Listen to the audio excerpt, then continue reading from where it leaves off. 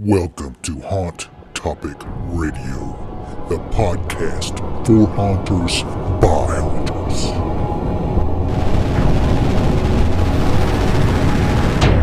These are our scary visions.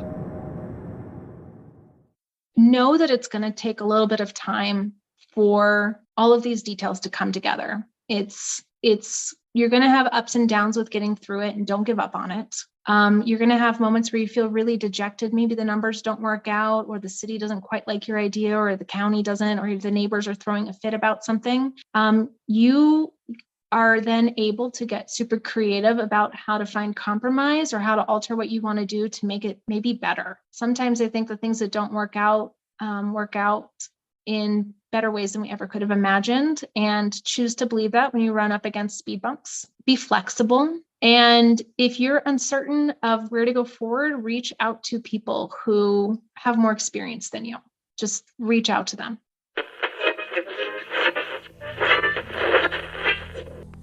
Welcome back, everyone, to another episode of Haunt Topic Radio. In this podcast episode, we get Allie Stones on from Heart of Horror Productions. Now, Allie does business planning and other consulting work for haunted attractions. She spends an hour and a half with us talking about getting your business plan together. If you're trying to start a haunt, if you have a haunt, this is a good way for you to stay on track. It is a good thing to present to people, like if you need money, if you're looking to talk to your code enforcement, your building inspectors. It's got to have a plan, because you don't know where you're going unless you have a plan. It's kind of like a roadmap. Back in my day, we had these things called roadmaps. If you didn't have your plan of action laid out, you didn't know where you were going. I guess they call that GPS now, huh? Anyway, this masterclass was presented to everybody. Of course, you get to hear it here on the podcast as well. But we'd like to direct you over to our HauntersToolbox.com website. That's where you will find all of our past trainings. You'll get them emailed to you as soon as they're done, so you'll have a copy of them. You get access to professionals in the industry. We get together once a month, talk about our haunts. You can talk to me, you can talk to Daryl, you can talk to any of the specialists that we have on. I also want to thank Philip Hernandez from the Haunted Attraction Network for everything that he's doing out there in the haunt community. Make sure you follow Philip at Haunted Attraction Network on Instagram, Facebook. He republished our podcast as well, and we're very grateful and thankful. Thanks, Phil. Well, enough of me rambling. Let's get on with Allie. She's got a lot more interesting stuff than I do. Everything you wanted to know. Well, let's say Haunted Business Plans 101. Because starting a haunted attraction doesn't have to be scary. You're a lifesaver. God. Thank you, Kayla. Take two. Tonight we're talking Haunt Business Planning 101 with Allie Stones from Heart of Horror Production. And she does specialize in setting up haunted attraction business plan. But I'm going to let Allie talk about that.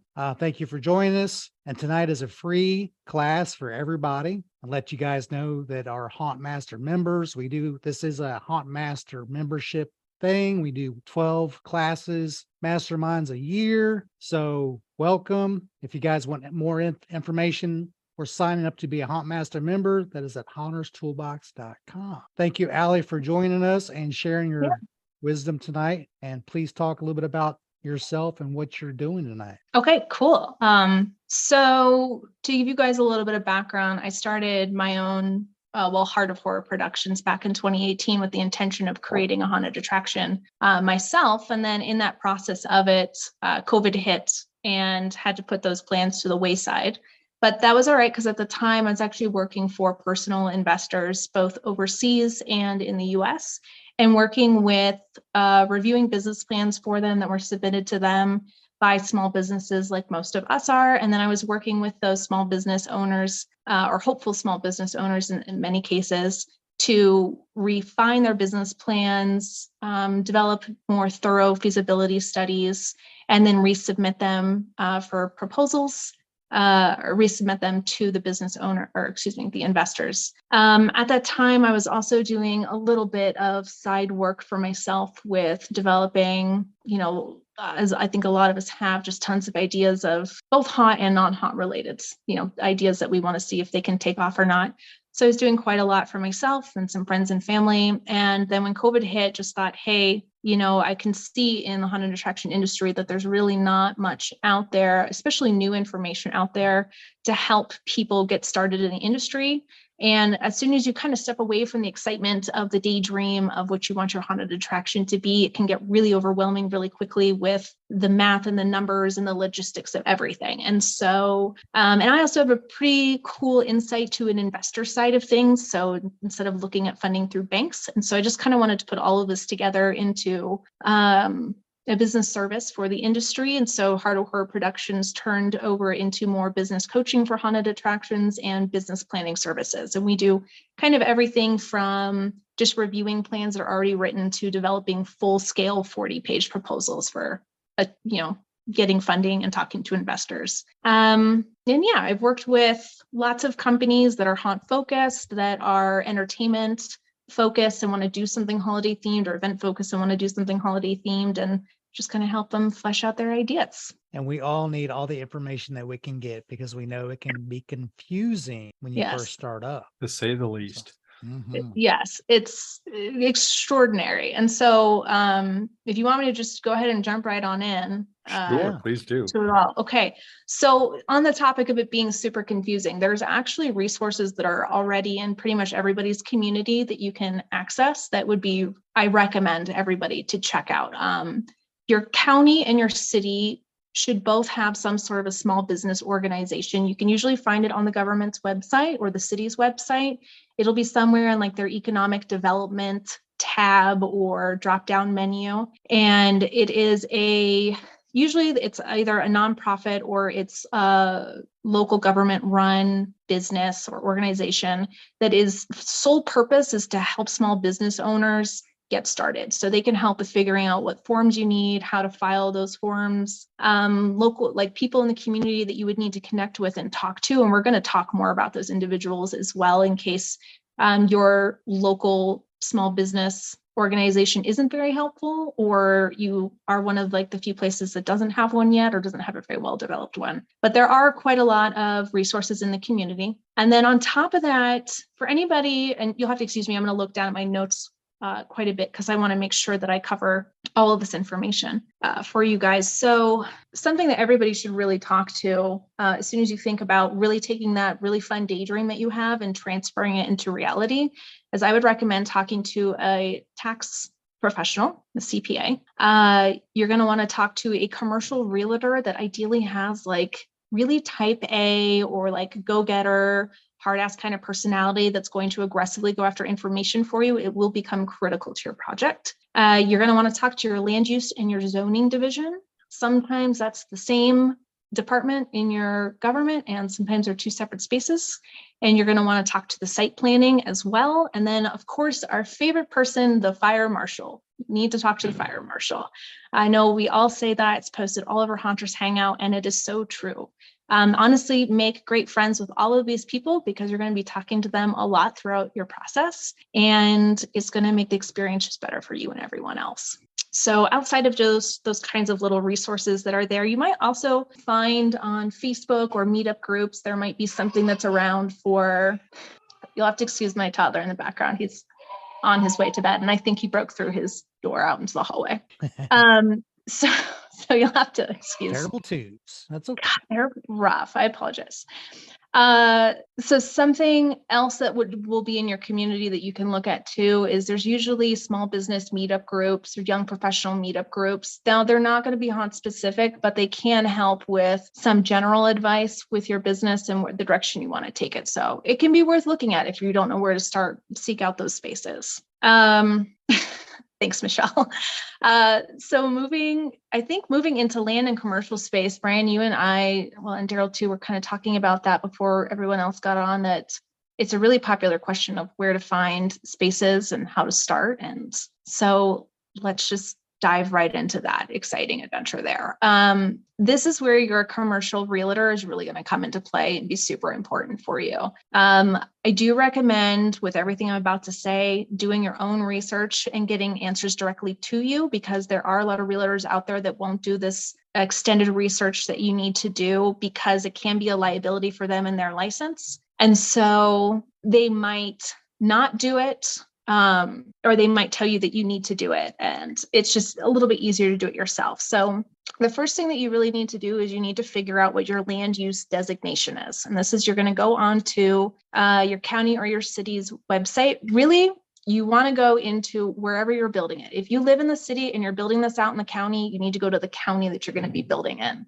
If you're looking at a neighboring county or neighboring counties, you need to look at all those individually. These are not state regulations. They vary city by city and county by county. So wherever it is that you're specifically looking at, look up the very fun and exciting zoning code rule book for where you're at.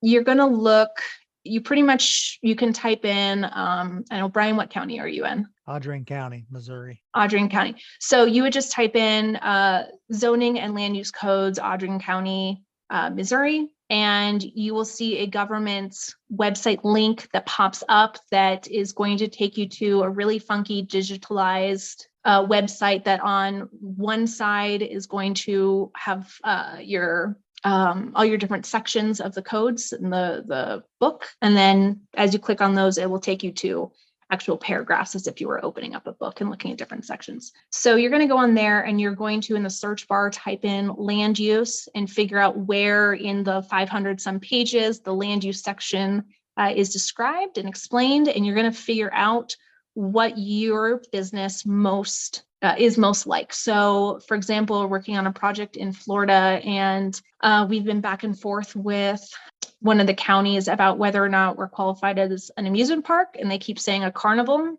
And the reason that it's so important to figure out exactly what your land use is a carnival only allows operation for 10 days. So there's no room for them to grow. If they want to grow into longer days, they also have to get a special use permit with that, which means a public hearing and your neighbors saying, we're okay with you doing this. Whereas if they have an amusement park land use designation, they are already permitted to do what they want to do in that space. There's no time constrictions for their events they want to have. They don't need to submit any permits and spend extra time and money doing that. So really nail down, and the reason that I say do all this information first before calling people is so that you're better equipped with all this knowledge before you call the people in your government. So figure out what your land use designation is. Once you figure that out, and that could be anything, amusement park, event venue, recreational, et cetera, et cetera. Once you figure that out, you're going to then go and figure out what your zoning code is. Your zoning code is specific to what your land use designation is. It can be anything from commercial. Really, your top ones are this: residential, agriculture, commercial, industrial, and manufacturing. Those all individually break down into, we don't need to worry about residential unless you're doing a home haunt, and then you're going to need to apply for a special use permit for an event, and you're going to be restricted to probably 5 days. And if you're increasing the amount of traffic on your road, it's possible you have to get a extra special permit on top of your other extra special permit as well. So oh wow, my brain just totally cut out there on itself. Right. Okay. So most of us, if you are making any sort of a profit off of your business, you're going to fall into commercial, you're going to fall into industrial, or you might fall into agriculture. It just depends on what your agricultural zoning codes allow. So you need to find that out. You need to figure out what your land use designation is and what your zoning is. And then you're going to take that information and you're going to go down to the zoning office, the land use office, and you're going to clarify with them that what you found is accurate. And the reason I say go down there is because if you call them, you're going to spend like 2 months trying to get a hold of somebody. They're not responding to emails very well. This is kind of countrywide that I have found this in, from East Coast to West Coast.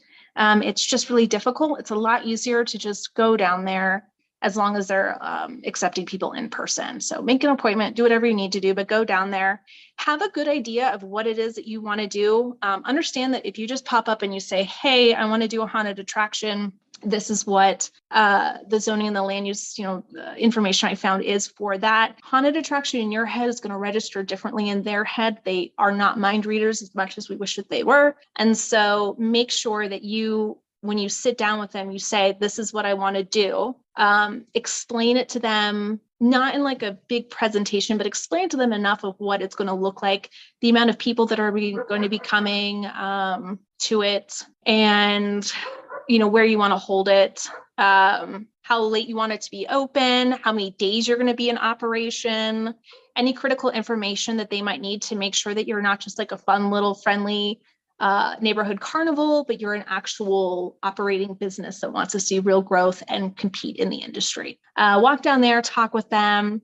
If you are uncertain in any capacity that the person you are talking to is not fully informed of all of the details, ask for somebody else to speak with, or ask for somebody who maybe just go straight to the director or somebody like that, because this right here, the reason I'm focusing so much on it is this can absolutely ruin your whole business. If you're looking to purchase or rent a space and you get involved in a contract and then realize that you can't do what you want to do, and now you have to either sell the space or find a way to break the contract without losing money. So this is like a critical thing. The other thing you do when you go down there is you're going to want to ask them, do they have any pre-approval committee paperwork that you can do? And with that paperwork, if they do have that, you're going to need to submit some sketches. You're pretty much filling out a paperwork that's saying, hey guys, this is what I want to do. How do you feel about this? You're going to give them that paperwork. You're going to give them a basic description of the business, and you're going to give them some sort of a visual to look at. Hire somebody if you're not a sketch artist yourself. I know for me, I have staffed a really awesome award-winning set designer, and he does all of my sketches for me for my clients, and he's phenomenal. So find somebody that can sketch you up a bird's eye view of what you want to draw out. It's going to help you later. Also, it's a great investment because it's going to help you in marketing materials. It's going to help you in presenting to the investors for funding, whether that's banks even, or family, or whoever. So it's worth it to pay to have somebody draw up what you want to do, and the county is going to appreciate it as well. If you have to go to any public hearings to defend your case or to let people know what you want to do, everyone will have a very clear idea of your vision, and there's no confusion and miscommunication in it. So when you go there, bring your sketches, bring your vision, submit the paperwork. And what that is going to do is they're going to pull together all the key people, like the zoning and the land use, the site planner, the fire marshal, anybody else that might ever be involved in this project. They're going to pull them all together for you. And then they're going to review it. Then they're going to call you in at some point in the ideally near future. And they're going to say, hey, we like your plan. It works at this address just fine, but we have some concerns. Let's talk about them. Your fire marshal is going to be able to tell you stuff that he definitely needs, or it might be red flags for him. Your site planning person is going to tell you if you need any engineers to sign off on certain builds that are done, and your zoning person is going to make sure that the property, that you do have to have a property picked out at this point, but they're going to make sure that it is zoned for what you want to do as well. And if it's not zoned, what you need to do, if you need any additional permits for it, to be able to do what you want to do.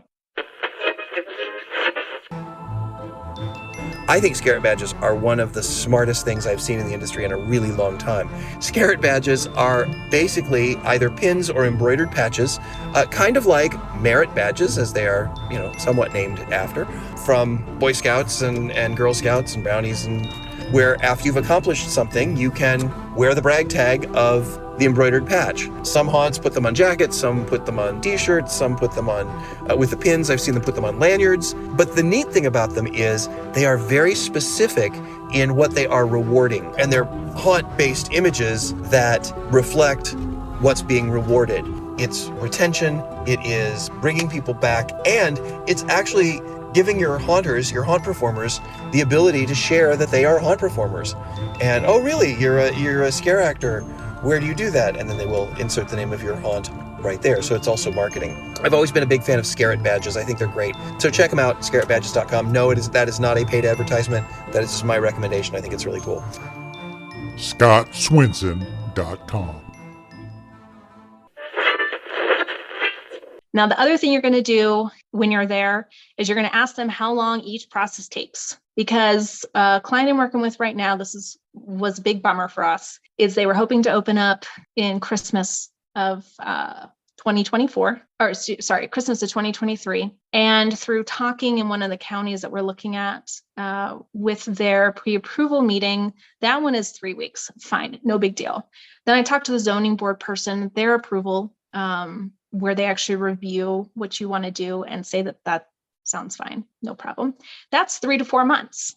Okay, maybe we can still like power through the end of the year and set up a grand thing for Christmas. Then we talked to the site development division and they said, well, they're saying 3 to 4 months, but realistically we're 6 to 9 months out. So at this point, there's no way we can open up for Christmas. And we have to now move that back to next year, or to 2024 opening. So it's really important to figure out how long and ask them, be realistic with them.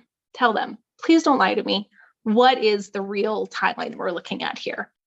Whatever, if they say it's 3 months, ask them again. Is it really 3 months, or is it like maybe more like 4 months or 6 months? Like, what are we seeing right now? Because that can just change the whole trajectory of everything for you. So I guess, pausing real quick here, does anybody have any additional questions about land and commercial space? Now, So you should one probably- of the, okay, I was going to say, one of the questions that I have Mm-hmm. is when you come up with how you're going to grow in the future, do you need to say, we're at 10,000 square feet now and I plan to be at 17,000 in 4 years? Is that something that they need to know now? It's something that is important to bring up. I'd say that unless you're really changing a major aspect of your business, then if you're wanting to change, grow your building a little bit, it might not really be that big of a deal for them because you're already approved to have the business on site and what it entails. But I always recommend thinking as far out into the future as you can, at least 5 years. I mean, that's like your business plan is going to be about 5 years out. People expect about a 3 to 5 year vision. So yeah, the client I'm working with that had this mishap happen with the local government taking a very long time to do stuff. We're actually developing their bird's eye view of their attraction for what it will look like year 4. So after they've had 3 years, 4 years of growth to it. So yeah, I do recommend doing that. Think ahead, especially if you're wanting to add on like games or rides or anything like that. Anything that's permanent, really, definitely add that on. My question was, if when you go to them and you bring your sketch and stuff, is there anything else that you should bring with you, like your demographics or your, things that you're predicting, revenue you're predicting? Should that all be like in a binder and a folder? That way you just present it and say, no, I've got all my stuff together. Here it is. Yeah. So a lot of the time, what you'll probably be presenting to them is digital off of the bat. You'll just submit it in an email or upload it to their website like you would other permits and applications for a city or county government. But things that I do recommend bringing is a general description of what you're going to do, an estimation of how many people you might see at the space on a max capacity night. And they don't care about if it's a successful business or not. That's not, well, it's not that they don't, it's just not as much of a concern. I would bring with you information on what hours you're going to be open. If you're going to be a haunt that has, music pumping and playing, that's going to be important to know. If you are going to be constricted by parking in the space that you chose and people might be parking along the streets, it would be good for the county or the city to have an idea of how full the streets might be with business parking. So any kind of, some of it's a little bit selective to each business in the spot that you'll be in, but having that information ready is good. So if they do ask questions, at least if you haven't predicted it, if you've thought about your project enough that if somebody was to ask you, you can come up with a question pretty quickly, an answer pretty quickly. But you can also say like, we don't have a hard estimate or we don't have a hard idea yet, but we have kind of a range we expect to have between, 400, or that would be a really big range, but between like 700 and 1,000 people on, Halloween weekend or Halloween night kind of a thing. So yeah, I would have they want to see what's the most amount of action that's going to be happening there. So have that information for them. Okay. They kind of want to know worst case scenario. how busy it's going to get, right? Yes. And, you can only predict it so much. And hopefully they know that as well. So yes, bring your best case for your business, but their Yes. potential worst case Right, for bring the all Let's area. these rephrase that. Yes. All these people are going to be coming in and spending money at restaurants and bars, and It's going to be great. It's going to be great. awesome. Exactly. Okay, well, we have no other questions in the chat regarding this. So what else can we look at when you've got this business plan, it's been okayed for what you're allowed to do in your area? Where do we go from there? So the next thing that I would recommend doing is getting with a tax professional at some point in time, but you need to start looking at how you're going to legally structure your business. And that means, are you going to become a sole proprietor? Are you going to do a partnership, an LLC, or a corporation? And so working with a tax professional, it can be really helpful because they can look at the full scale of what you want to do and figure out what makes the most sense for you. What I will say is almost every single one of us are going to be in an LLC and stay in an LLC. There's very few reasons to move up into being a corporation, but I will, because I work really well off of the cons of things. That's usually what determines anything for me. All the pros are great, but what are my cons and how are they going to affect me?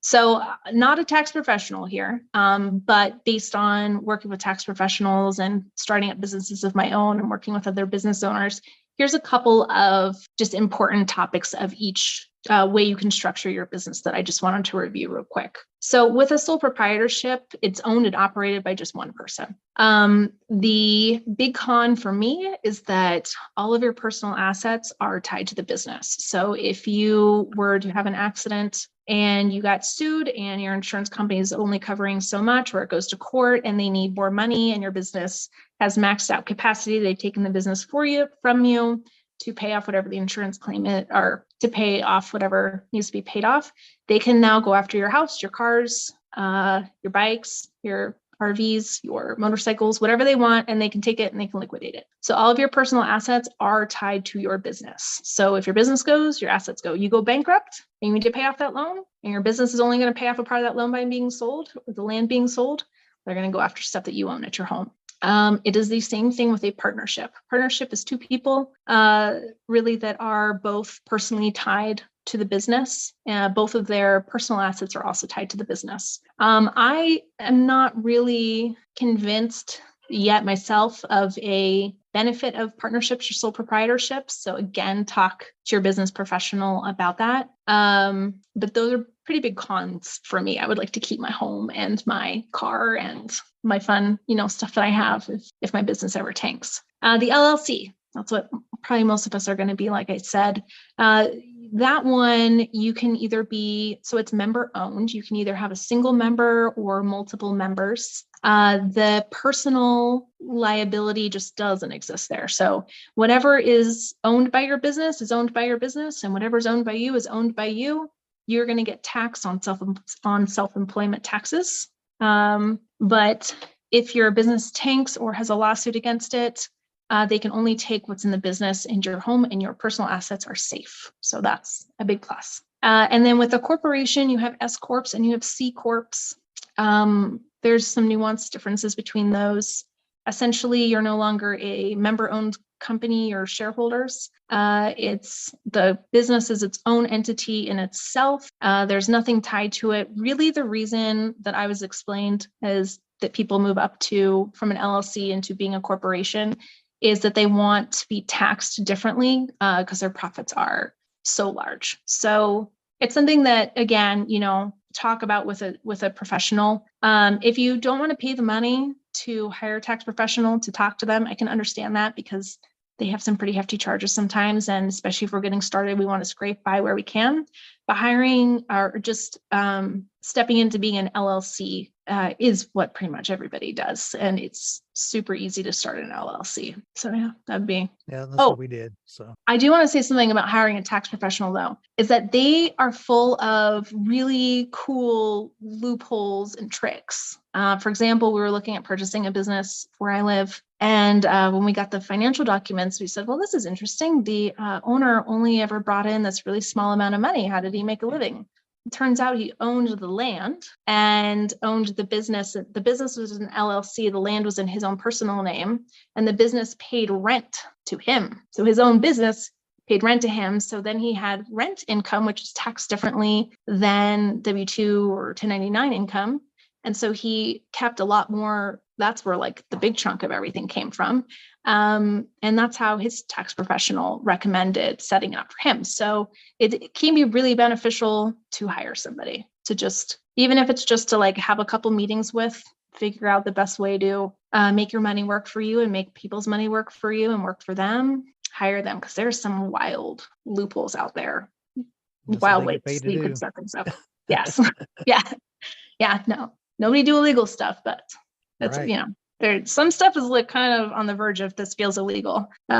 So that's really, after you figure out your land stuff, figure out how you want to set up your business. And then, well, I guess, do you want me to just pop right into registering your business then? Yep. There was a question Yeah. from was Michelle. Michelle. Oh, okay. Let me see. If you It can't says read we're- it, can you read it? I can, yeah. It says, we're in a hot mess with my location, all outdoor on personal property, zoned residential, but since we are growing, parking lot is now an issue.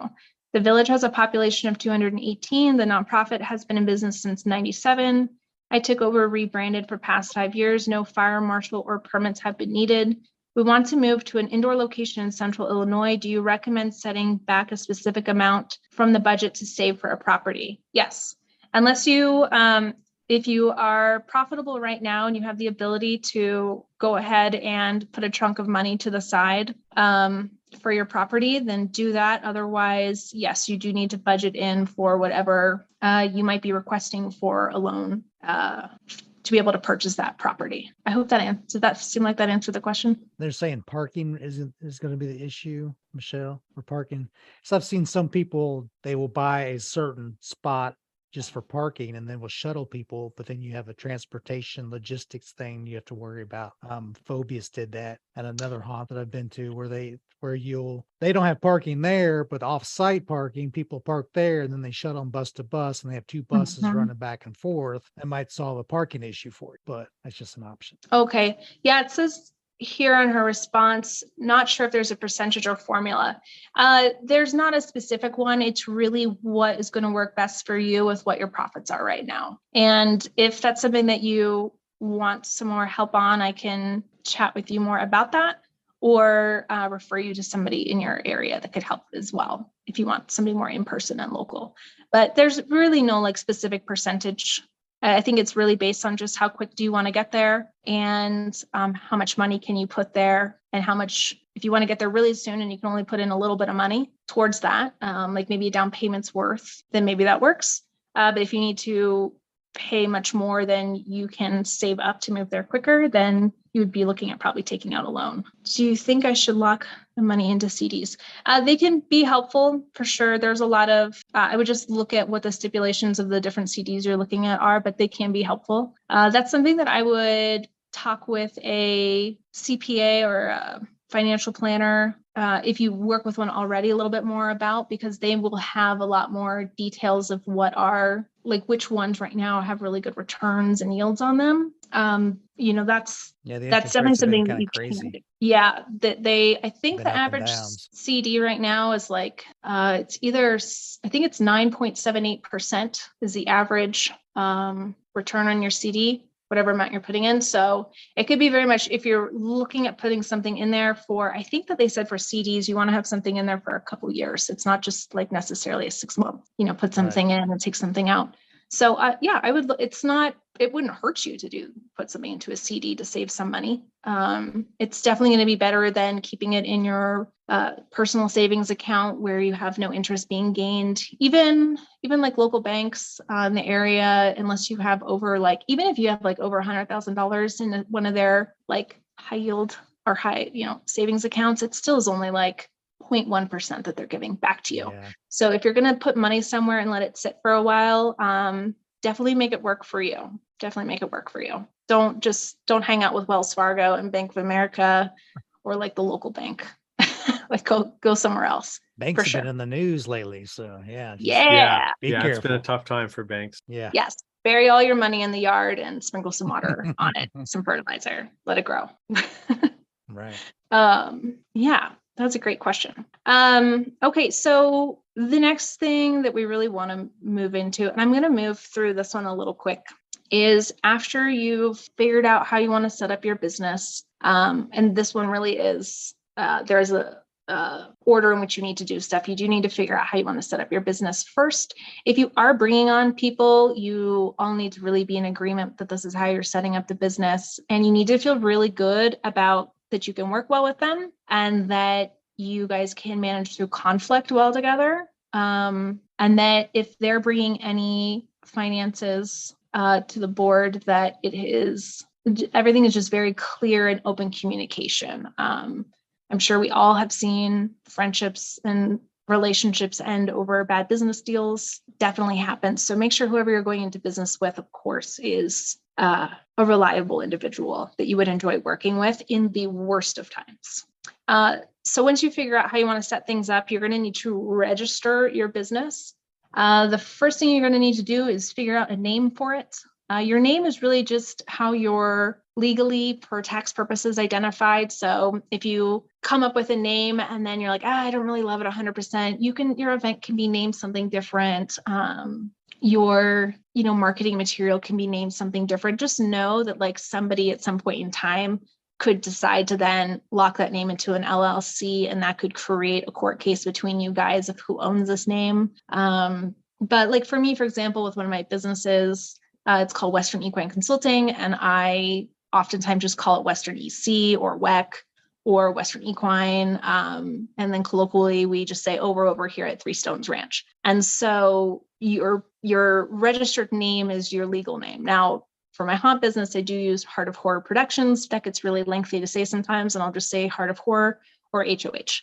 So just know that whatever you lock yourself in as, it's legally locked in. But you do have some flexibility on your presentation to the public side of things with that. So once you figure out what you think you want to call your business, you're going to want to go onto your state's website. You can literally just Google finding business names that are available in the state of Colorado. It's going to pull up some government link that's going to allow you to look up businesses in your area. You're going to type in your business name and see if anybody else already owns it. And if nobody owns it, then you can go ahead and register that name as a business for yourself. And the way that you're going to need to do that is you're going to need to be a registered agent. Now, in most states, you can be your own registered agent. Some states do require that you hire a company to be a registered agent for you. A registered agent is literally just somebody that is submitting and receiving federal and state documents for your business. So if you are operating in the state of Colorado, you do need to have a physical address in the state of Colorado to be like you yourself, whoever's receiving and stuff has to be registered in the state of Colorado to be able to open up a business there. If you are, let's say you're in Florida and you want to, you're right on the border with Georgia there, and you want to open up like a sister haunt in Georgia, you are then going to have a registered agent in Georgia in order to be able to operate there under your business. So you can operate in multiple states under your business name. You just need to have a registered agent, somebody physically in that area to be able to receive and submit documents for you.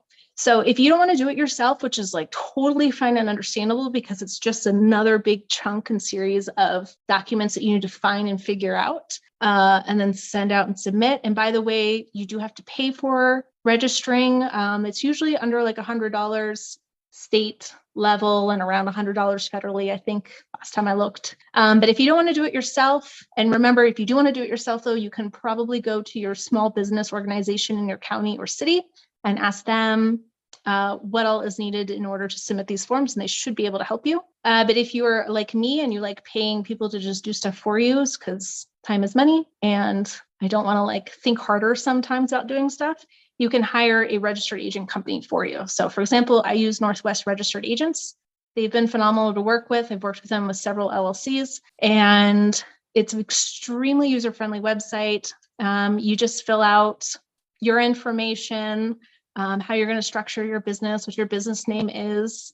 They have a whole bunch of add-ons if you want those, which are really great. They can receive all mail for you and they'll scan it and upload it all for you. So it's all in one space that you never lose. They automatically submit all of your paperwork every year. And I think that they can also help with representing you with any legal counsel or in any legal issues as well. So there's a lot of like really great options. You pay probably an extra $150 to have them do it for you. I personally think that it's worth it. But you do need to register it, and you do need to have some sort of a registered agent. The other thing that's a plus with hiring somebody is that you don't have to use your personal address, which will become publicly available. You can use the registered agent's address. So like one of my businesses shows that the business address is in Boulder, Colorado, which is like 7 hours away from me. So that can be nice for protecting some of your own privacy as well, as being able to have a different place to register your business so people aren't just showing up at your property and being upset, or, you know, the world's a little crazy sometimes. So it's nice to have some anonymity. And then pretty much after all of your forms are submitted and approved, you're going to be sent an EIN number. And this is what you're going to use for opening all of your business accounts, for doing your taxes. If you have a website and you want to be paid out through your website, they're going to ask for your EIN number. It's also, I think if you want to start up Google Business Suite and be registered on Google as a business, you need to submit your EIN number there as well. So there's lots of important reasons to make sure that you have your EIN number. And then pretty much once your name is settled on, you're going to want to go over to some sort of domain space like GoDaddy, and you're going to want to buy everything that is similar to your business name. So like for Heart of Horror Productions, I own Heart of Horror Productions, HOH Productions, Heart of Horror Prod. And then I own them at .com, .life, .net, .org. There's so many that are out there. Some of them are really cheap. It's like $2, you know, for some of these that nobody cares about. I think the .com ones are usually a little more expensive, like $10 or $15. But I'm going to say this because this is a hard life lesson that I have learned, and I'm going to pass it along to everybody that's on this chat, so none of you experience this absolute nonsense with GoDaddy. So I am somebody who sets up automatic payments on everything, and had a fraud issue on a credit card that was linked to, or a debit card that was linked to my GoDaddy page. So when I told my bank I had a fraud charge and they sent me a new card over, I completely forgot that it was linked to the GoDaddy, and I missed a payment on there, and they decided to cancel all of my domains, including the one that my website is linked to. And now they're telling me that if I want, and I have been in a 2-month-long battle with them about this, that if I want my domain name back, I have to petition to this other company that's like the head in charge of all of the domain name companies. I have to petition to them to release it back to GoDaddy sooner, or I just have to wait for it to be released back to GoDaddy. And then I have to hire somebody from GoDaddy to negotiate a purchase price for me, because they're telling me it's now going to cost $60 to get it back instead of the like $9 I bought it for.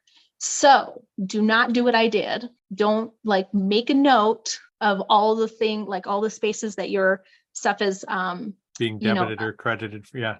Gosh, Wherever you're paying for stuff, keep all of that. And if your cards or finance situation changes, make sure you change everything. Change everything. Yeah. I've seen similar situations in another work life. Definitely. It's awful. Yeah. And GoDaddy will send you like a million emails as well. And so always, even if you unsubscribe to them, then I think some of them will get through and go to your spam accounts, which is then where I found those notifications. Mm-hmm. So just know, please, you guys, don't let that happen to you, because then you're stuck like me and you don't have a website. I use GoDaddy for searching. So I'll go search a domain at GoDaddy, but then my hosting provider has their own domain purchasing, maybe a couple more dollars more, but then I just go through them and it's all taken care of them because it's automatic payment stuff. So if you have a website person or whatever, have them deal with it. And like you said, it might be easier to pay somebody to do it. So. Oh yeah, especially in this case. And I should have done what you did also, and pay my website hosts to just absorb the ownership of the domain from GoDaddy onto them. But I had read some article that was like, oh, we don't really recommend doing it with this host. It can create hiccups, and I'd already developed the web page. And so I was like, I don't want to accidentally mess things up and have to spend hours fixing it. Yeah. So just be cautious with going into GoDaddy. Yes. Be very Yeah. cautious for sure. Hopefully you get them back. Thank you. I know one Yeah. day you'll see my website up again. Until then, it just is this weird non-existing space. So Right. or I'll start it up under a new domain name. Mm. Let's see here. So I guess let's get into really like the bread and butter of why we're all here, right? Which is our business plan. Is there any questions though of stuff that We had one already about talked about? Michelle about trademarks. Should you trademark the name now or should you wait? I waited because I think they kind of need a proof that you're doing business because Mhm. I tried doing it before. I don't know what happened. They wouldn't let they got disapproved. So I waited until I actually had my tickets. I could send them a ticket and a postcard of my advertisement. So it kind of give you proof that you are operating as a business. And then that went through. Yes. So I think that's how that works. You do need to very much prove that you are active business. And that I think also that by trademarking your name, they review to make sure you're not interrupting a business that's already in existence in the US. I've seen that I've seen some like random articles of common household names wanting to trademark their names and that becoming like a whole monstrous issue for people. So yeah, I think there's a lot of information you need to give them. It's not that I don't recommend it. I would just look into all of the details, and it's also an additional cost as well. I don't know what it costs personally to trademark, but I'm sure it's a an few extra $100 couple hundred. bucks. Yeah. Oh, let's see here. Oh yeah, and then Craig, yep, Google does not like GoDaddy. It pulls up too slow. I would agree with that. Just avoid GoDaddy if you can. Buy the domains, move them over to a different host. Yeah, avoid GoDaddy.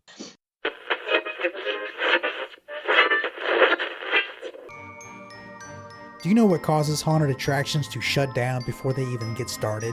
The top 3 roadblocks are lack of funding, lack of leadership, lack of resources. As a member of the Haunters Toolbox, you get instant access to the tools you need to start and grow your own haunted attraction business. To get started, become a member at haunterstoolbox.com.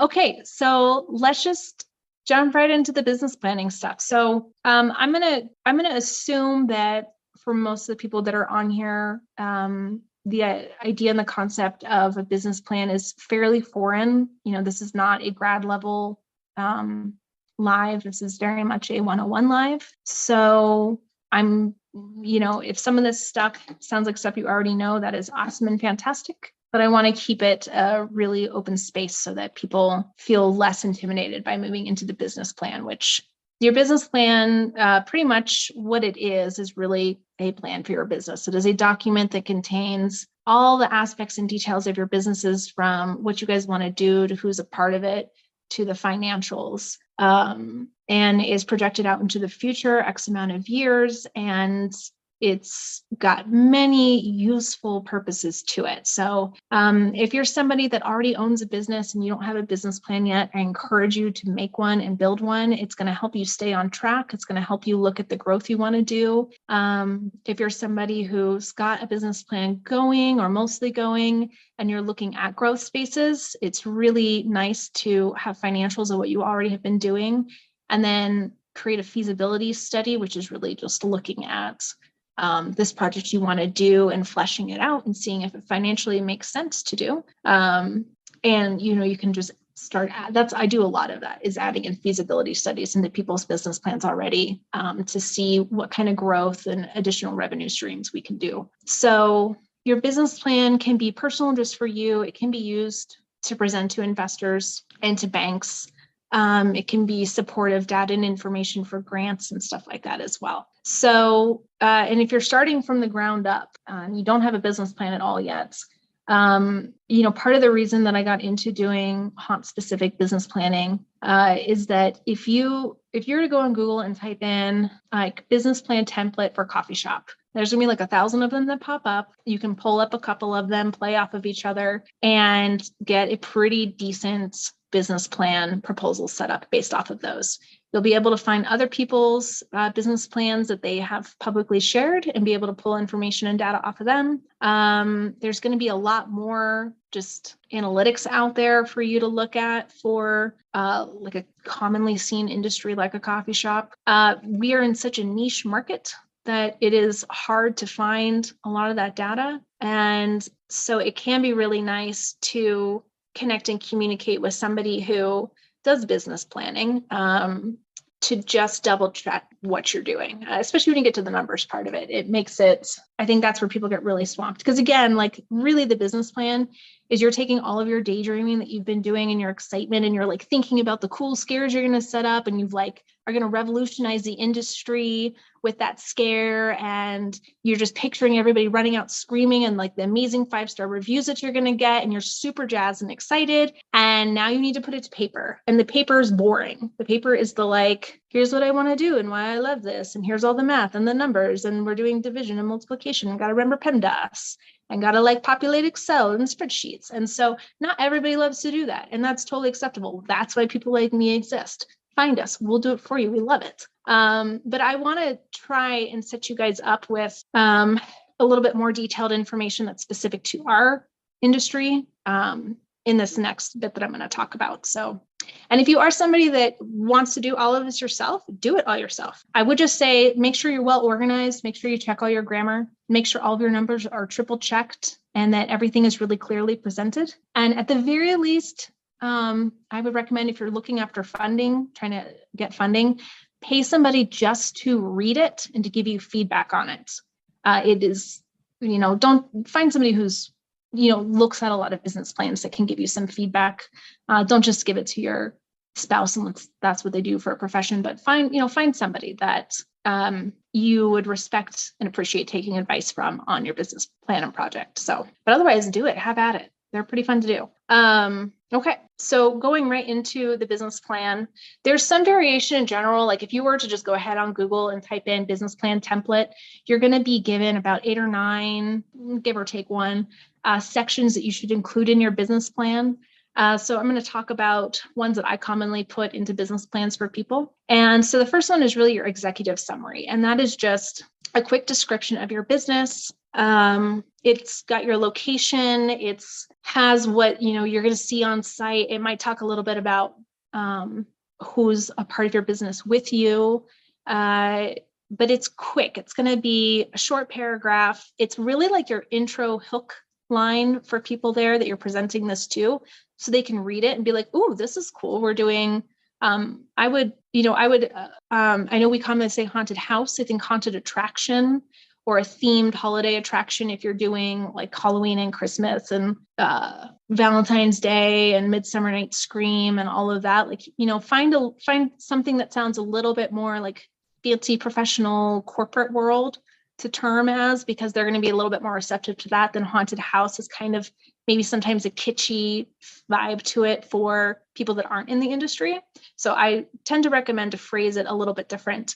But your executive summary is just going to be what you're aiming to do, a little bit about your business, where it's going to be at. After that, you can jump into more of a company description if you want. It depends on if you feel the need to like describe what you're doing a lot more. If you have something that's a lot more complex, like for example, one haunted attraction business plan I have pulled up is they were looking to create a nonprofit aspect of it that would be educational STEM and music and theater. And so in the off season, they would be developing creative summer camps and weekend projects for people to come in and to learn more technical trade skills like carpentry and building, teaching kids theatrical makeup and like light coloring and all that kind of stuff. So it was important for this business to describe the little tiny sentence that was in their executive summary in more depth, so that if people were interested in it, they could read more about it without having to call the person up and say, "Hey, what do you mean you want to do STEM? Explain this to me more." But after that, you're really going to talk about the organization and the management. And I know this was a question that I saw somebody post on the event page. Who is on your team? That's going to be right after people look at the executive summary, they're going to pretty much skip right to the team. And then after the team, they skip to like the numbers, to be honest, and what you're asking for money wise. So who is on your team? What do they have to offer? Do they have industry experience in education? Have they run a business before? Why are they on your team? You're probably going to be asked at a meeting, about people's weaknesses. Like that's not an uncommon thing to run across. And I will say too, if you don't have any experience in running a business, you don't have experience in running a haunted attraction, or you've maybe been in it as an actor or a makeup artist or a lower level management position, where you might not be a safe bet to put your money on for an investor or a bank that is looking at giving you a loan or investing in you, then you can always develop an advisory board, which is super cool. And you can say, hey, I actually have talked to all of these people that are in my industry and they've agreed to be on my advisory board.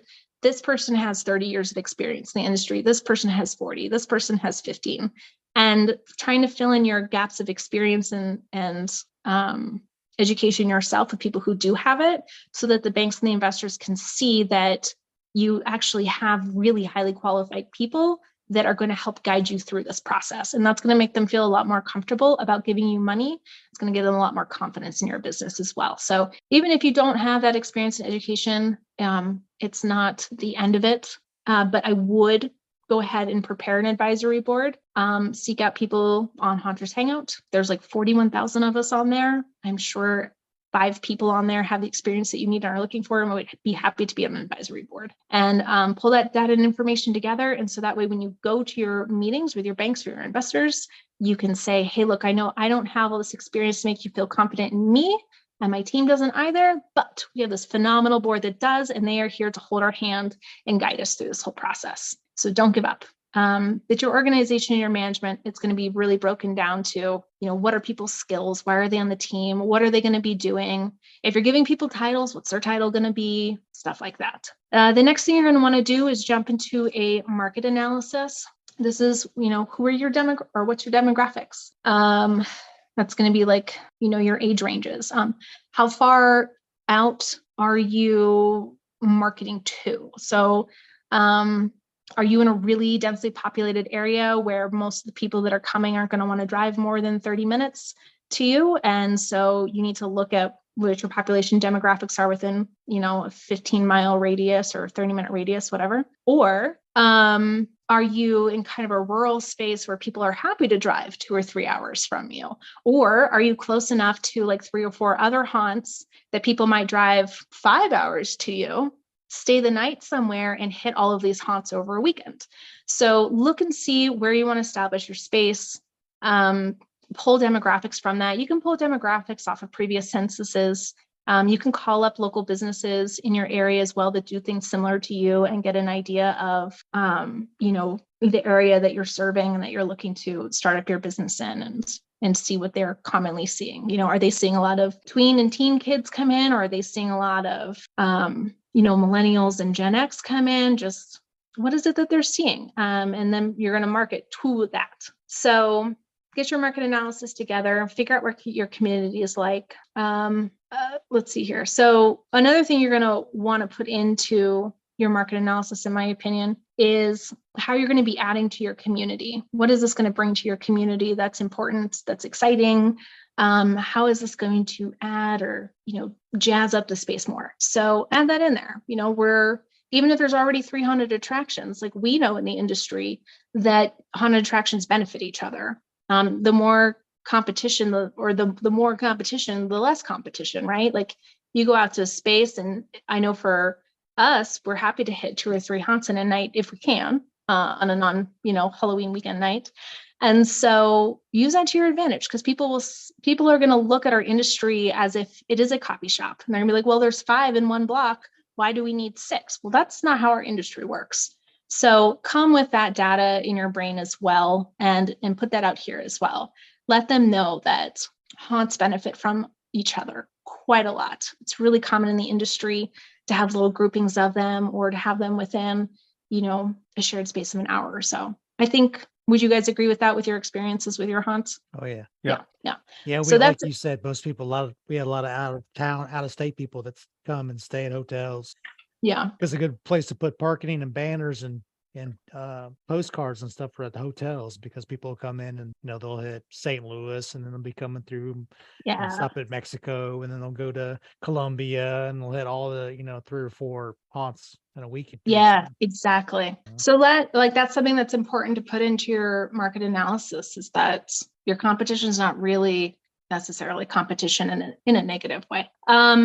Another thing, so after your market analysis, you're going to talk about your competitive analysis, and that's actually who's in the area. So you're going to need to list out, let's just say you're doing like you want to pull in people that are within 3 hours of you. So look at people that are within 3 hours of you, look at other businesses that are doing similar things that are within 3 hours of you. It's possible that nobody's doing anything yet, and you can definitely change your language and presenting your business to really swing that to your advantage of bringing more tourism around the holiday season to the space.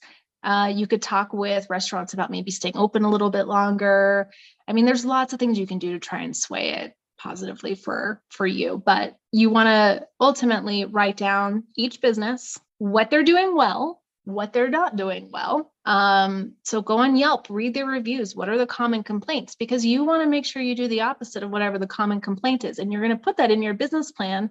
And when they talk to you, well, there's already 3 haunts in the area. What are you going to do different? You say, well, if you look at all these reviews, they're full of, I don't know, I've seen a common one of like kids actors who just yell in your face. And so you're saying we're not hiring anybody under the age of 16 or 17, depending on what your laws are in the area. But, you can say, well, these haunts are volunteer based and we're going to be our positions are paid positions. So we'll be able to direct and guide our staff a little bit differently. Or we train our actors better and we have a management team that makes sure that they're not just yelling in people's faces. Yes. That's a big one. So figure out what the weak points are of the businesses around you, and then figure out if you can do it differently and how you're going to do it differently. And can you promise that you have follow through with what you're going to be doing differently? One of ours was ADA compliant because we were on a concrete warehouse and we had everything built that way because we went into it that way. I know Craig was asking something about ADA and we might do something on that in the future class. That's also a highlight because we had a lot of people we had it posted on our website, ADA, and people would actually call us or text us about being wheelchair accessible. I'm like, yes, we are. That's amazing. My God, well, I can't. We've been looking all over we've been looking all over Missouri we haven't been to a haunted house in 15 years, so. It was a good one selling point, but then again, something that would look good on business. It will look really good doing ADA and then also doing low or zero sensory nights. So for people who have autism or other sensory disorders, honestly, I mean, I'm epileptic and whenever I go to haunted houses, I always ask, how bad is the scenes that have strobe lights in them? How long is it? Because I'm going to cover my eyes and I'm going to hold on to my buddy in front of me and they're going to tap me when we're out of the scene. So am I walking through a 5-foot section or like a 40-foot section? I want to know, is it in your midway area that I'm getting stuck in like really aggressive strobe lights? So even having just those days where you can offer to just be more inclusive in your community, that's really important to a lot of communities right now. And it's really like something that I feel like is not important to people unless they have a family member or they themselves are experiencing it, but it will open up your doors to so many more customers. It will open up your doors to more investors to be inclusive as well, because they're looking at being, a lot of people I think are looking at how to make their spaces more accessible. It's just more money you're bringing in, by building your space out that way. So there's lots that you can add in there. I love that somebody, didn't go to a haunt for 15 years and then found you guys. That's amazing. Yeah. And we thought, just, you don't think about that when you're doing it. You just think, well, let's just build it to code and but then Mhm. you start thinking about it, the other haunts around us were either they had stairs and we always built things around, like if they couldn't access it, we always built chicken outdoors around that section, Yeah. like a tunnel, squeeze Mhm. tunnel or something. We built something around it, and there was always a way to get around something, or we would have one of our actors go with that person just to make sure, especially the first couple of times that it happened. Like, man, we've tested it with a wheelchair, but let's send somebody just in Yeah. case.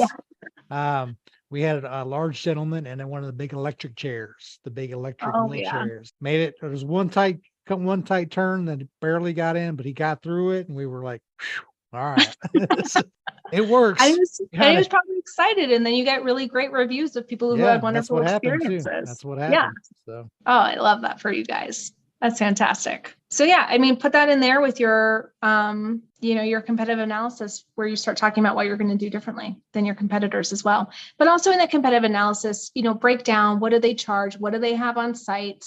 How many attractions do they have? What are the attractions? What are their additional revenue sources? Like, do you pay to get in just to the haunts, and then you can pay extra to do like zombie paintball and like a 3-minute escape room and food that's on site, photo ops, whatever it might be that people are doing? Like, document all of those details so that you yourself also have a really thorough idea of what people are doing, and you can grow to match that and exceed that. And then you can also just show like, hey, this is what everyone's doing. We're going to be doing this plus a couple extra things, or we're doing something a little bit different.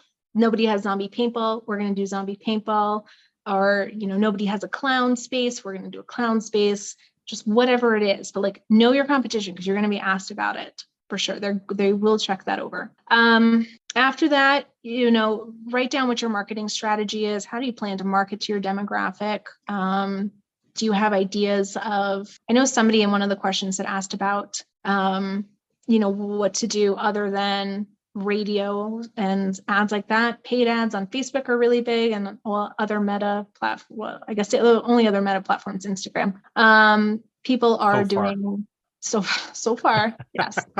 So far. And so far, we still have TikTok. So Yep. TikTok's been really popular with a lot of actors. I've seen a lot of actors that are doing great jobs at like freely promoting their haunted attraction that they work at by videoing them doing cool slides and sparks everywhere and their quirky characters they've created. I've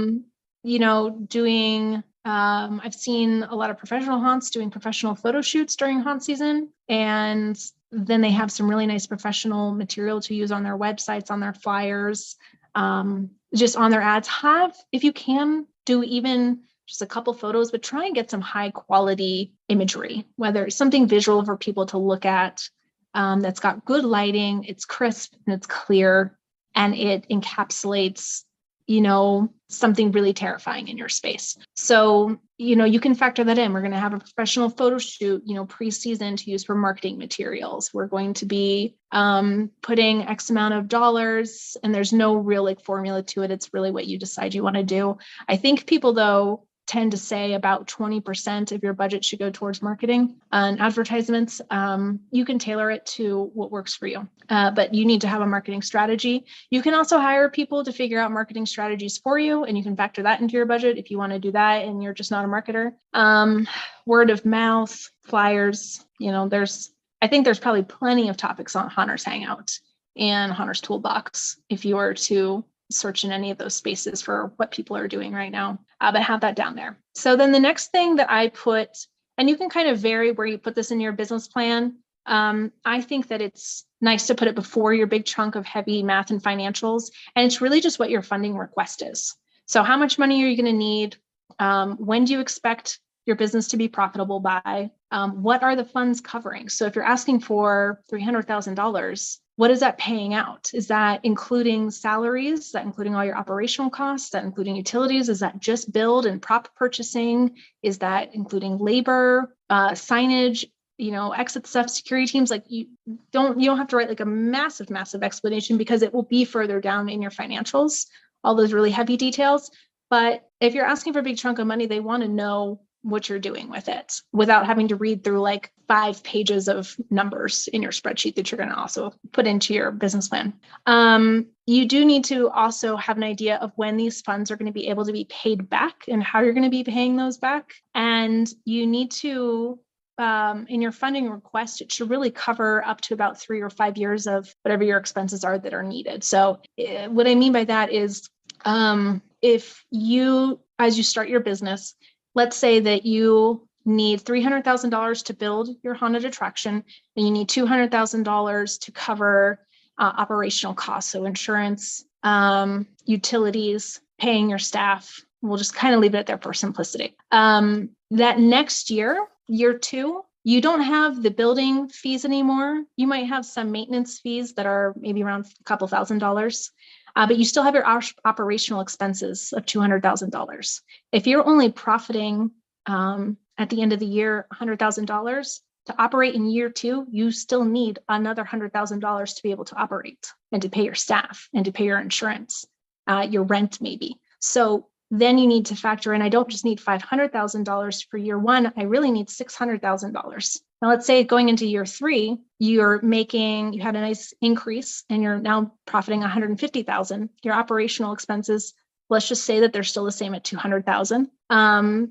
But you still need that extra $50,000 to cover your operational expenses. So now you're asking for $650,000 for your loan. So really, you want to do the math out probably about 5 years. Your business should be profitable by year 3. If it's not, go back to your business plan and scale down or trim the fat off of places.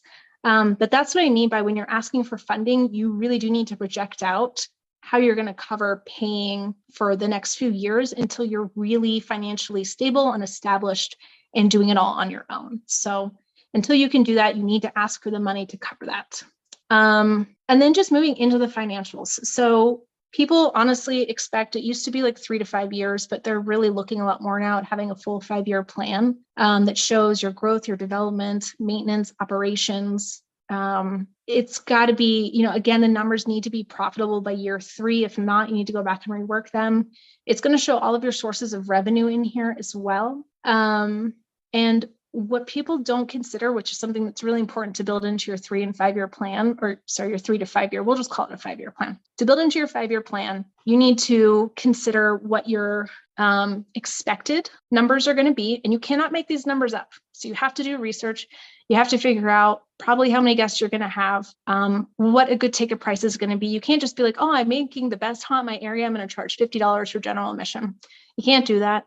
You can, but until you're well established, I don't feel like the industry or people are going to really be like, oh no, it's worth, really going to. So try and be competitive in your pricing, really get realistic numbers, call up other businesses in the area that are doing something similar to you, get an idea of what their numbers have been the past couple of years, what their projected growth is going to be for customers, for themselves that year as well. Figure out how long they've been in the business. That should also go in your competitive analysis. How long have they been established in the area? But get those numbers, and you cannot make those up. You can estimate them, but you can't just come out of the blue with a number. If you do that and you go to an investor meeting and they ask questions about that, or a bank and they ask questions about it, and you say, well, it just kind of sounded right to me, they're not going to see you again. Some might be like, come back when you have better numbers because they like the idea of a haunted attraction, but it's very possible you could get the boot right away, and we don't want that. So do the work, figure out what some good numbers are for the amount of guests that you expect to see through, and then you're going to base your financial projections off of those numbers.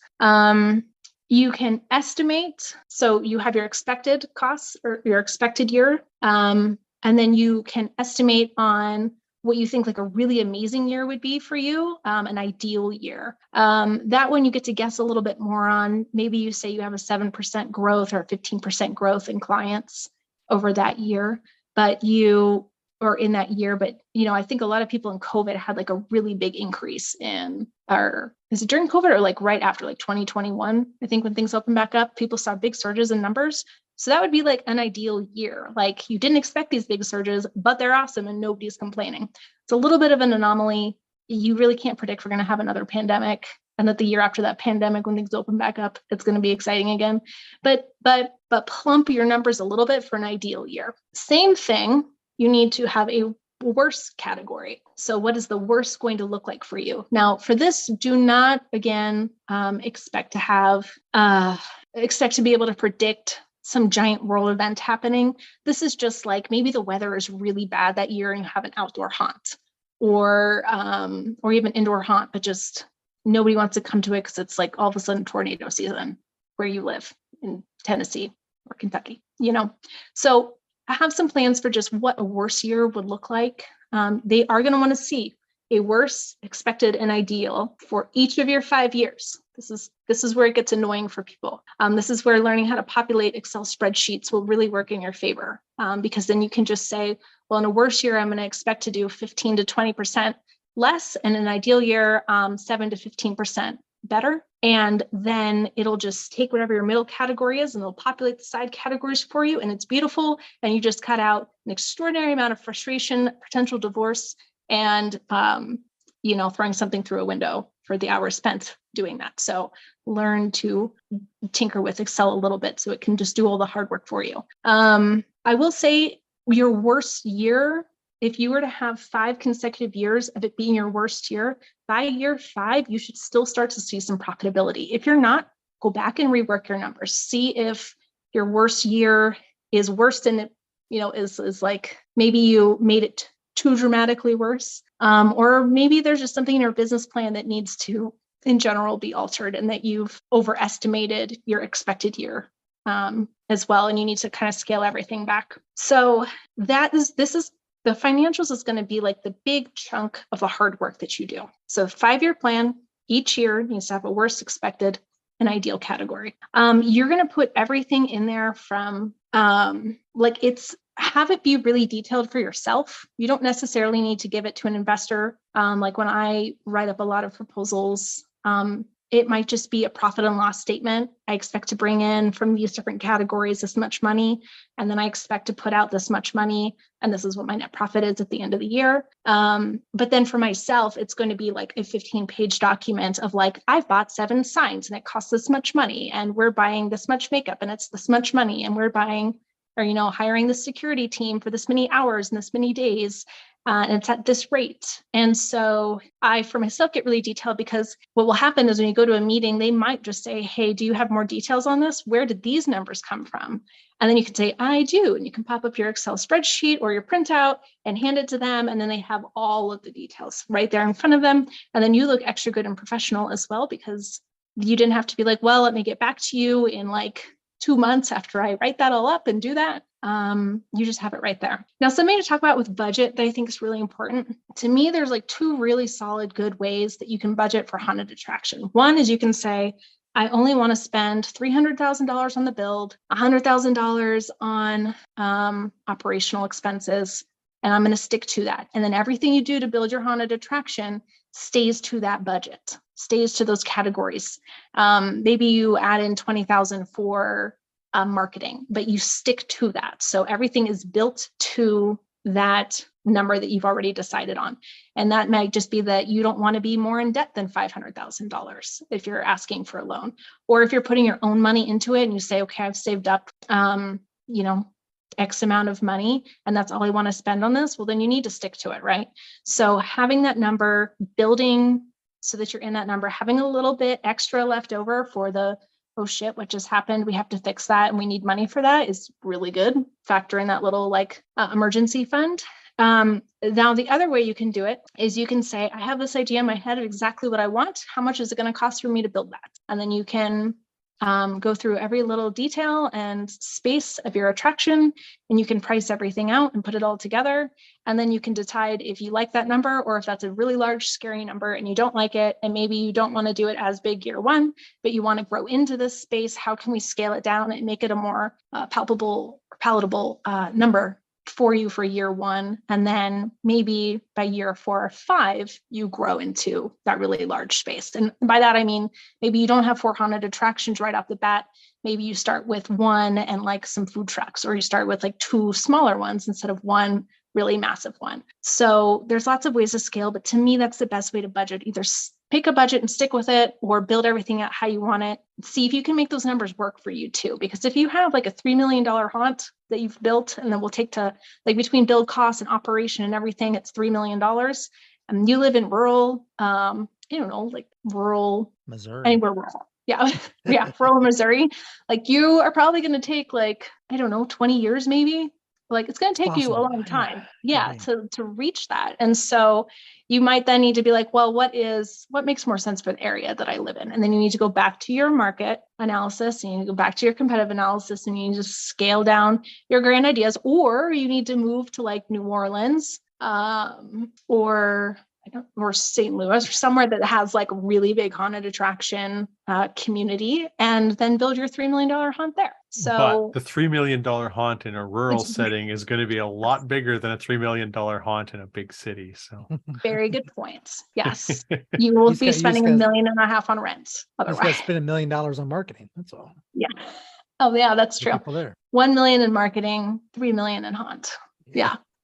So definitely, look at pay attention to Wow. all of that. My biggest things where I see people messing up is they, like you say, building too big at first Mhm. and not being ready for everything that goes with it, or spending money on things that they don't need the first year or two. Yes. You don't need the $30,000 props. You don't need all Yep. that year Yep. one, or hiring too many people and not realizing that you could maintain your attraction 50 people instead of 150 people. Mhm. So Yeah, definitely scaling up is way safer. And, the people that you present to are probably going to call out the holes in your plan and project. And depending on how receptive of a person you are, when somebody calls out those kinds of plans and holes, it could be hard to swallow that reality that they give to you, which might not be polite either. There's a lot of investors that are just very blunt, very to the point, and they will shred your proposal apart very quickly if there's a lot of holes and gaps in it.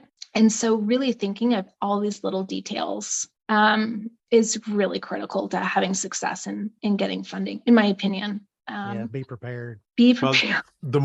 the more of the idea you have of your business plan gives you confidence as well. You might be yeah. nervous going in. You're going to be more nervous if you don't have backup situation. Mhm. People who are attending this class tonight or viewing it after, at least have an idea of some of those questions that that they may be asked, right? So a lot of people wouldn't think about some of these things. Oh yeah. when building a business plan. You're going to be grilled on, if you get to the point where you're sitting down with an investor or the bank and they're fully reviewing the proposal that your business plan, your proposal for, what you've handed to them. They're going to come through it with a fine tooth comb, especially if you're asking in our business, we're usually asking for a big chunk of money.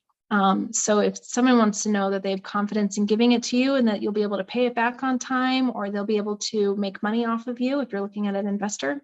So that's even doing like what I do with the business coaching for the haunted attractions is we even do mock investor presentations where I act as the investor, and people can present their business plans to me, and then I can help run through it with a fine-tooth comb and help them feel more prepared so that they're less jittery and anxious going into a meeting, and they have a lot more confidence going in. And you're totally right, Daryl. Like the more of a clear picture you have in your brain about everything, including the numbers, the more confident you're going to be in that meeting, which confidence goes such a long way to getting money, such a long way. Yep. Gosh, it's insane. And then speaking of finding money, I know we're like at our time. I'll run through this real quick. So the key differences between banks and investors is your banks are looking to do a longer loan term, like 15, 20 years with a much lower rate. They're really going to be looking to probably get back, 3 to 6% over the loan term. Whereas with a personal investor, a private investor, they're looking at a much higher return on investment of like 10 to 20%, and they want it much quicker at probably about 5 years. Some people might be able to stretch that out a little bit longer. You might find like a really generous, exciting investor that's just thrilled for you, and they're happy to wait maybe 10 years to get their investment back. But like people who are doing personal and private investing, their goal is to make money. Like that's their goal. So if you want to go after somebody who has big money and then you're not tied to a bank, you've got to show them that like your profits are big margins and that you're going to be able to give them a big chunk of that margin and they're going to be able to recoup their money fast and make money off of that fast and grow their personal wealth more, which really is what personal investors are doing, is they're just interested in growing their personal wealth and generational wealth and stuff like that. So if you do want to go after personal private investors, just know that your numbers, your profits have to be nice and fat and plump enough to be appealing for them, is really the big thing. You can find investors that are willing to do a little bit less. Like you can negotiate with investors the way that you can't negotiate with banks. Banks are going to be very rigid on what other banks are doing and what the accepted norm is in the industry across the US. Whereas investors, you can really talk with them more about like, well, what if I, at year 5 when we're profitable, I give you like an extra 10% on top of things. And year 1, we don't pay you that 10%. And I don't know, you can manipulate stuff in lots of different ways. You can find ways that might work for them, asking them what might work best for them. But that's really like your big difference between banks and investors. The really fun, exciting things to find are angel investors. They are out there. There are people that just want to give you money and they don't want any money back. If you find those, don't tell a single soul that's a unicorn. But they exist. They're absolutely out there. The way you find them is through networking. You can like go to quirky galas and events.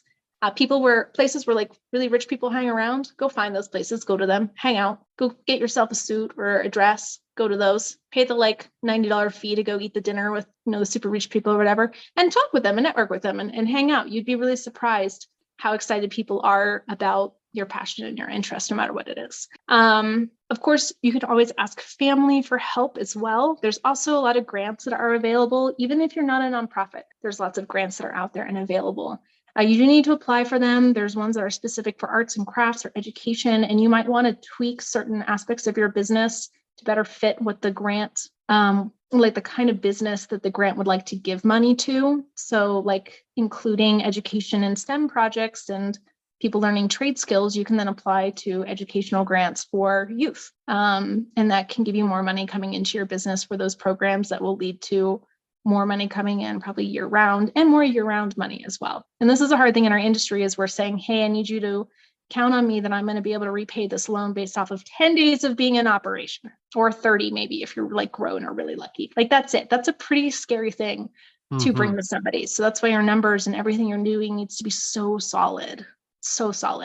And you need to come with as much fake confidence as you can possibly muster. Like get that caffeine in you. You listen to some like whatever music really gets you going, and then take several deep breaths and then like go to your meeting, and just be like, this is what I'm doing. And you're coming along with me. Thank you for your checkbook. And you'd be surprised. People will be like, wow, okay, I'm interested. Continue. There's also micro investors that are out there, and there's like a variety of websites that are around. Just type in anything into Google about micro investments. And there's people that are not super rich and wealthy, but they're looking to just like, put 5,000 in and maybe get a couple $100 back, even 10,000, 20,000. But it's just people who don't have that big, super huge wealth, but they still have some, and they're trying to make their money work for them outside of traditional methods. And they're happy to invest in businesses. So look for micro investors.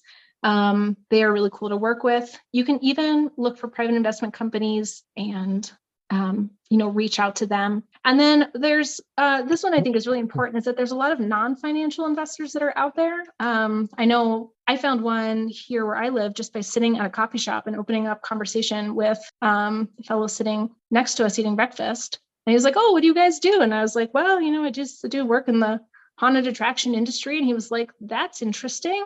And he's like, I love haunted houses. I own a construction company. And I said, oh, no way. And he goes, are you trying to build a haunted house? I said, well, yeah, one day. I mean, that's like an ultimate goal. And he's like, well, when you do, I'll do all the labor for free for you. Wow. Okay, deal. You want to put your name on the title? Like, let's go. Free tickets for life. Bring your family. Bring everybody. Yeah. So make those connections in your community. Talk about what you love and what you do. You never know who is sitting next to you that has skills that they might want to freely offer or be a part of things with you in some capacity. Having somebody do free, something about like 40% of contractor fees is just labor cost. So that's a huge chunk of money saved by somebody being excited about being a part of this project. That's great. I'm not going to tell you no. So yeah, that's kind of, those are some ways that you can find money. really good ways. Michelle was asking, do you type in grants into Google, or is there a specific place to look for them? So I would type in, so you can look at grants there, like your city will have grants, your county might have grants. There are nationwide grants that are available. You, depending even on where you live, there might be what's called economic opportunity zones. A lot of those places right now are geared more towards tech and medicine, but you can still find some. It's pretty much a city just being like, we want to see more of this type of these types of businesses moving into this area, and they give like grants towards it, or they give better tax deductions towards it, which is really nice. So you can type in economic opportunity zones and then add your county or your city to that. But yeah, I would just type in, get creative with what you're typing in. Ours was called a Small business grants. my town is a tourism grant because they wanted, Yes. and it was like $2,500 or something. It was small, but it was enough to cover advertising stuff. Nice. So it Yeah. was, but yeah, they issue so many a year. So she's like, get your application in early. I was Yes. like, all right, got Yes. it. So, Get it in early, and grants are going to want you to have a very specific idea of how much you're asking for, exactly where that is going, and when that project is expected to be completed. So for the most part, I mean, there's some variation, of course. But yeah, Michelle, I would just type in grants into Google. You can type in, I don't know what state you're in, but we'll just say Missouri as well. Type in grants for small businesses in Missouri and see what pops up, or grants for small businesses Midwest, see what pops up. There's plenty that are nationwide. There's plenty that are small. There's so many that it's very easy to get lost in it. And you're just going to look for ones that are probably arts and crafts, entertainment, tourism. If you're doing anything educational, look for that. If you're nonprofit if you're in a nonprofit, you're already familiar with grants and for nonprofits. So yeah, Google's a great place to just get creative with what you type into the search box. now with Cool. all this AI generated stuff, hard to say what'll be there in the next couple of years. Yeah, the AI is wild. It's insane. It Yeah, is it's crazy. absolutely changing a lot of what's going on. So play around with that too. It's pretty cool. Yeah. Yeah. Well, we've got quite a few people on tonight. Does anybody else have any questions? We are kind of coming to the end of our presentation this evening, so we want to make sure you guys get your questions in so that we can either answer them on the show or by the time we release our show notes and put this up on our website. So please feel free to type your questions over in the chat box. A few of you have been active in there, so we thank you very much for that so far. Thank you, guys. So Allie, is that the end, or do you have more stuff to? Well, I mean, that's the end of what I wanted to get through for today. Okay. I think, I've picked up a lot too as well. So that's good. Yeah, and there's so much, just going back even to the financial story that people will be creating. I guess something I did want to mention is that really investigate all of your hidden costs with your finances. That is something that all those $20, $100, $200 things will add up into a couple $1,000s really quick, can really throw off your budget. So what are some examples of some of those hidden costs that people might not think about? So increase in utilities, increase in rents, loan rates, depending on if you have a locked-in loan rate or not. Your operational stuff, just even like if you're going to be, how much makeup your actor or your makeup artist might accidentally go through that you didn't plan for. props maybe your you only actors got- destroy. Yeah, props your actors destroy, maintenance on those props, insurance, all the permitting and the application fees, those surprisingly add up pretty quick. If you are looking at buying land, you're going to have to draw out utilities, and that can be very expensive to do. If they're not already on the property, then you have to draw it out to the property, and then wherever it is on the property, you have to draw it out from there. I think there's a lot of little logistics where people are like, okay, a parking lot. Well, in the parking lot, you need signage, you need lights. You probably want something that designates what your rows are. You need an entrance, you need an exit. Couple And then parking even just attendants. in parking attendants, you should probably have a security person out there. And that's why I really encourage people with the business coaching when I do business coaching, we go through every single area of your haunt and talk about it in detail. What's going to be lit up? What's here? What's this vibe going to be like? Are there scents? Are there, fog machines here? Do we need trash cans in this area? What's the flow going to be? How are people going to be coming into the space, and how are they going to be exiting the space? Is this the porta potties is a big one? Porta potties, septics. I always recommend people have a little bit of savings somewhere for the oh shit stuff that happens in the middle of haunt season. That never happens. No. Never happened. Here's one. There is a lot of stuff that's sold in the industry at our conventions that you can buy and negotiate down for a really cheap price off of Alibaba. I'm sorry, but you can. It's literally pretty much the exact same stuff. It just doesn't have that person's logo on it. And you can go onto Alibaba and you can find so many things that are on there. And some of them are literally exactly what's in the industry. Some of them are a little bit of knockoffs. Something we just talked about with clients I had that were looking at putting in some inflatable areas into their space was making sure that those are fire retardant materials that they're built out of, because that would be an awful expense to spend 20 grand on a couple of inflatable things, come over, your fire marshal puts a flame to it and it all goes burning to the ground. Yeah, poof. Or I guess really it would just probably melt a hole in it, and it would, but now it's ruined and you could patch it and maybe resell it to somebody. But you're losing money regardless. So if you're buying stuff overseas, really get creative in like, what are the difference? Like, what are the needs? The codes. Does it meet all of the code requirements here? Right? Yes. It's like, hey, great. Those fake flaming bulbs, are they legal here? Is this brand legal here? Or do I have ones that already have in Canada? We have CSA, Canadian Safety Association. So they have to be CSA approved. And we see recalls for non-haunt products all of the time that, they're not CSA approved. Right. So yes.